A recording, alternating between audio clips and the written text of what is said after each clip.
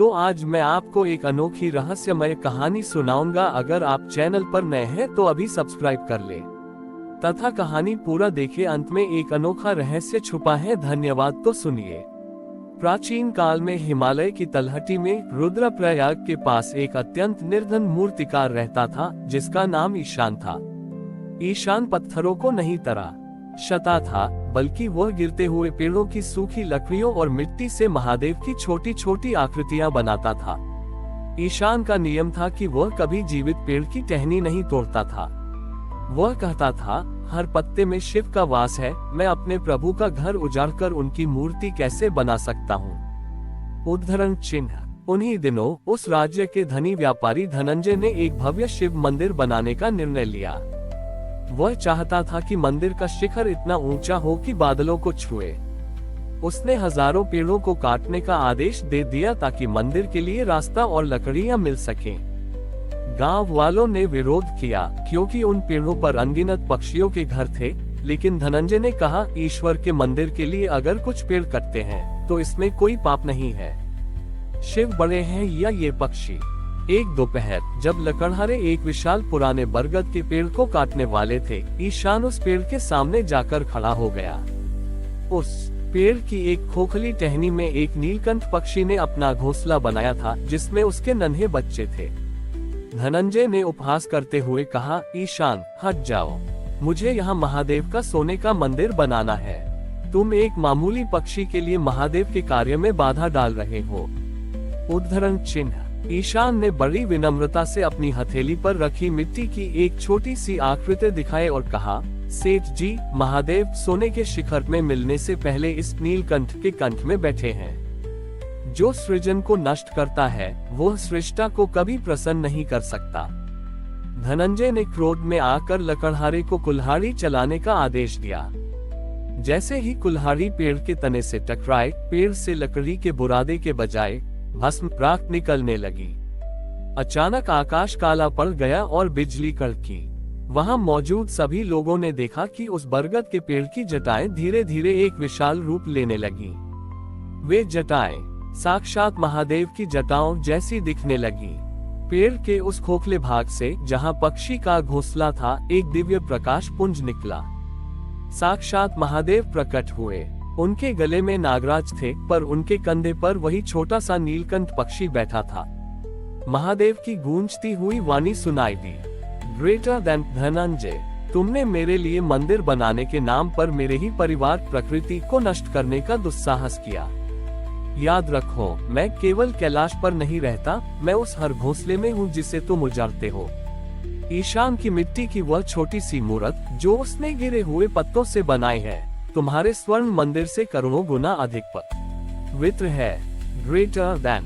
धनंजय का अहंकार पल भर में राख हो गया। उसने देखा कि जिस कुल्हाड़ी से उसने पेड़ काटा था, वह उसके हाथ में ही पत्थर की बन गई। महादेव ने ईशान की ओर देखा और मंद मुस्कान के साथ कहा, ईशान, तुम्हारी करुणा ही मेरी असली पूजा है।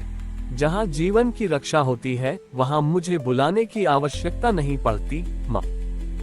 वहाँ स्वयं उपस्थित रहता हूँ। महादेव अंतर्ध्यान हो गए, लेकिन उस बरगद के पेड़ पर अब कभी पतझड़ नहीं आया। वह सदा हरा भरा रहा और उसे नीलकंठ वृक्ष कहा जाने लगा। धनंजय ने मंदिर बनाने का विचार नहीं त्यागा, लेकिन इस बार उसने पेड़ों को काटकर नहीं, बल्कि पेड़ों के बीच में प्रकृति को बिना नुकसान पहुंचाए एक छोटा सा खुला मंदिर बनाया। ईशान की उस निस्वार्थ करुणा ने रुद्रप्रयाग की पहाड़ियों में एक नया आध्यात्मिक आंदोलन छेड़ दिया था। नीलकंठ वृक्ष अब केवल एक पेड़ नहीं था, बल्कि वह जीवित आस्था का केंद्र बन गया था। लोग वहां अपनी मनोकामनाएं मांगने नहीं, बल्कि प्रकृति की सेवा का संकल्प लेने आने लगे। लेकिन समय के साथ एक नई परीक्षा ईशान के सामने आई। उस वर्ष पहाड़ियों में भीषण अकाल पड़ा। नदियां सूखने लगी और जिस नीलकंठ वृक्ष के नीचे ईशान महादेव का ध्यान करता था, उसके पत्ते भी पीले पड़ने लगे। गांव वाले त्राही त्राही कर उठे। धनंजय, जो अब पूरी तरह बदल चुका था, अपनी सारी संपत्ति लेकर आया ताकि दूर के राज्यों से पानी मंगवा सके, पर रास्ते बंद थे और कहीं पानी का नामोनिशान नहीं था। एक रात ईशान ने देखा कि वह नीलकंठ पक्षी, जिसने कभी उस वृक्ष पर घोंसला बनाया था, प्यास से बेहाल होकर उसके चरणों में गिर पड़ा है। ईशान की आंखों में आंसू आ गए। उसने अपनी मिट्टी की शिव प्रतिमा को उठाया और पहाड़ी की सबसे ऊंची चोटी पर चढ़ गया, जहां एक प्राचीन सूखी हुई गुफा थी। वहां ईशान ने एक अनूठा संकल्प लिया। उसने महादेव से प्रार्थना की, हे भोलेनाथ, आपने कहा था कि आप हर प्यासे कंठ में हैं। आज ये नीलकंठ प्यासा है, ये धरती प्यासी है। मेरी मेहनत और मेरे प्राण ले लें, पर इस सृष्टि को जल दें। ईशान ने अपनी छोटी सी छेनी उठाए और उस सूखी गुफा की कठोर चट्टान को खोदना शुरू किया। गांव वाले कहने लगे, ईशान, तुम पागल हो गए हो। इस सूखी चट्टान में पानी कहां से आएगा? ईशान ने उत्तर दिया, शिव कल्याण के देवता हैं। यदि मेरा श्रम पवित्र है तो पत्थर भी पसीने की बूंदों से पिघल जाएगा। 7 दिनों और 7 रातों तक ईशान पत्थर खोदता रहा। उसके हाथ लहूलुहान हो गए, शरीर सूख कर कांटा हो गया। 8वें दिन की सुबह जैसे ही उसने एक बहुत बड़ी चट्टान पर अंतिम प्रहार किया, वहां से पानी की एक बूंद नहीं, बल्कि नीले रंग की एक शीतल जलधारा फूट पड़ी। अद्भुत बात यह थी कि उस जल में वही मिट्टी की सौंधी खुशबू थी जो ईशान की मूर्तियों में होती थी। वह पानी जैसे ही बहकर नीचे आया, नीलकंठ वृक्ष फिर से हरा हो गया और पूरे गांव की प्यास बुझ गई। तभी गुफा के भीतर से महादेव की मधुर वाणी सुनाई दी, ग्रेटर देन ईशान, पानी केवल बादलों से नहीं आता, वह उस हृदय से भी आता है जो दूसरों की प्यास के लिए खुद को तपाता है। ये धारा केवल जल नहीं, तुम्हारा तपोबल है। ये जब तक बहेगी तब तक ये घाटी कभी प्यासी नहीं रहेगी। ग्रेटर देन, उस धारा का नाम नीलगंगा रखा गया। ईशान ने सिखाया कि जब इंसान खुद को मिटाने के लिए तैयार होता है, तब महादेव स्वयं नवजीवन बनकर प्रकट होते हैं। ईशान अब भी वही रहता है, पत्थरों में मूर्तियां नहीं तराशता, बल्कि सूखी धरती पर हरियाली तराशता है। सीख, संकल्प में यदि निस्वार्थ भाव हो तो असंभव भी संभव हो जाता है।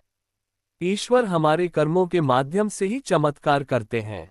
हमारी और भी आध्यात्मिक एवं अनोखी कहानियां देखने के लिए हमारे चैनल पर जाएं तथा धार्मिक एवं पौराणिक अनोखी कहानियां हमारे चैनल पर है।